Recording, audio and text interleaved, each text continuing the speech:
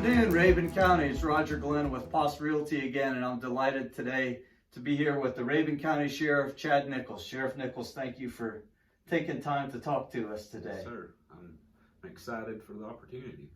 Yeah, well, I just want to say personally, as a former military police officer in the Army, how much I think just about everyone else appreciates you and all of our other law enforcement, whether it's police or sheriff's department, and the service to the community and the pressures that you all face. I just want you to know I wore blue today to demonstrate that I back the blue, and I reckon most people watching do too. Yes, and I mean, the community we live in,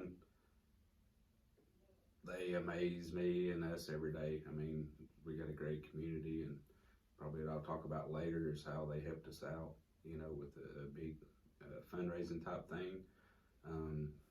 So, I mean, I'm glad we live here. Our community supports us and shows it, and you know, that's a lot different in other places in the country. So I'm very thankful for the community we have. Yeah, a little bit about your personal story and background. Yes, I was born here, raised here. I was born over in the old Rabun County Hospital, which is now the health department. Dr. Fowler delivered me over there way back in 1978. Oh, that's nothing. But I went to school here, graduated in 97, and started college, and then I was wanting to get some on-the-job training, so I kept pestering Sheriff Page at the time to let me come start working, and finally they give in, and I started working in the jail, and I started getting those, I think it was $450, $500 a week paychecks, or every 2 weeks, sorry. Yeah, right. And so, and you know, I thought I was living on high life then, so, but you know, once I got started, I guess the rest is history. I kind of, we did dispatching here at the time, so I kind of, you could bounce back and forth between the jailer or a dispatcher, so I did that for a couple of years, got sent to the police academy, then, you know, went on the road as a deputy, and then as a sergeant on the road for, I was here 11 and a half years. Then Sheriff Page retired, and so I left about a year after he had retired, went to Clayton, and got this wild idea to run for sheriff. Mm-hmm. And so in 2012, I put my name on the ballot, worked hard. I don't think there was probably a couple of houses I didn't make it to, but I was going door to door and doing everything I could. Wow.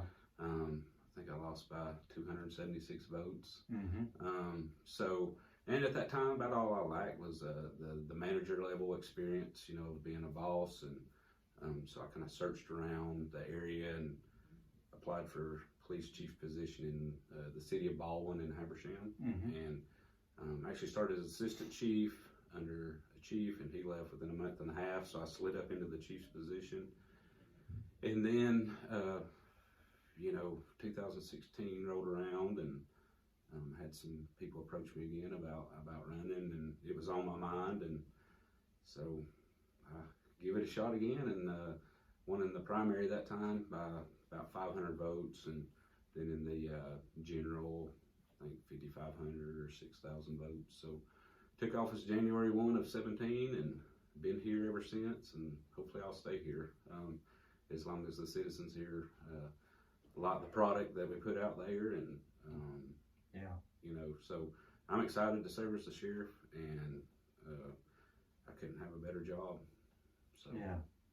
A lot of folks don't necessarily understand the mission of a sheriff's department versus, you know, most of the normal civilian law enforcement. Can you talk just a little bit about that in general, and then maybe specific to Rabun County, how that works? Yes, a sheriff is a constitutional officer, they call it. Its duties is spelled out in the Constitution of Georgia.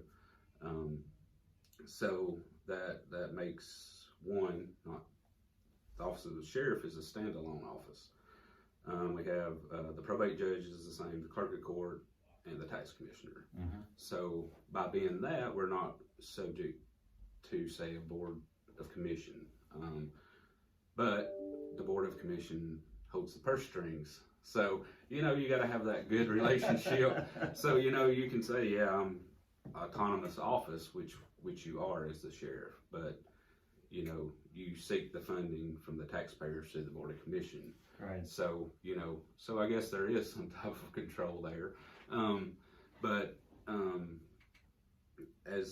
then your deputy sheriffs, what I served in this along, basically you're deputized as a sheriff. So they would, in my absence, a deputy sheriff could perform the same duties of the sheriff. Mm-hmm. And, the three primary duties, there's a lot of the duties of the sheriff is mandated to in law versus, say, a city police or even probably a state patrol DNR or anything like that. It's kind of, I think there's 500 to 600 mandates out there mm-hmm. that somehow relate to the office of the sheriff. But our primary function here in Rabun County is to oversee the jail, oversee the courts, and to provide the general law enforcement function. So we're what you'd call a full service law enforcement here. So that's what makes, I guess, the sheriff's office unique versus, say, a police department or something like that, because they would get their powers through like a city charter, Mm-hmm. and then that chief would answer to that mayor, council, city manager, ever how it's laid out in the charter. When I was at Baldwin, we had a strong mayor charter, so I kind of, I guess, went answered to him first, but it took the overall council to vote whichever way, whatever it was we might have been trying to accomplish. So Right. yeah, so that's probably a lot of the bigger differences between, I guess, what you'd say a city police or even county police. There's some counties that have their own county police, so Right. if it was that, you would have a county police chief instead of a sheriff. So so that's your sheriff's office 101 there. Yeah. So That's good civic education. Yes, and for a long time, even as a deputy, I didn't really realize the differences. But we have what they call a senior deputy program, and it goes through the office of the sheriff, a whole block, and that's where I kind of learned. And our Citizens Academy, that'll be coming up and publicized real soon. The first night's me talking about the office of the sheriff. So if anybody out there is watching, wants to know more about what I talk about, because I even go more in depth, listen for when we publicize that and sign up. And I promise not to put you to sleep, hopefully.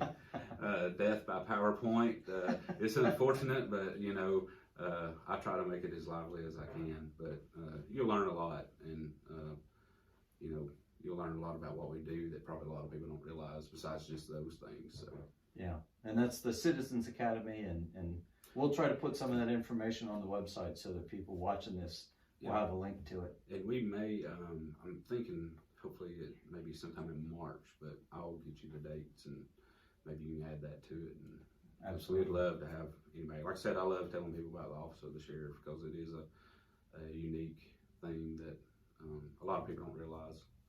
I think a lot of people see the cars on the side of the road, and that's all. Probably 90% of the public, dealing is just with maybe seeing us come and go. They don't realize the jail staff down there attending to the inmates, and the deputies, doing whatever else it may be out here besides just on the side of the road with the car stopped. Having to keep the court and the whole courthouse protected. That's the mandate, and having to have a courthouse security plan and all that good stuff. So there's a lot of working parts, and we're small, so a lot of us have to work a lot of parts. I was going to say, wearing a few different hats, right? Yes. Yeah, I can relate to that. Yep. Of course, the fact that a lot of people haven't had close interactions with you is probably a good thing. Yes.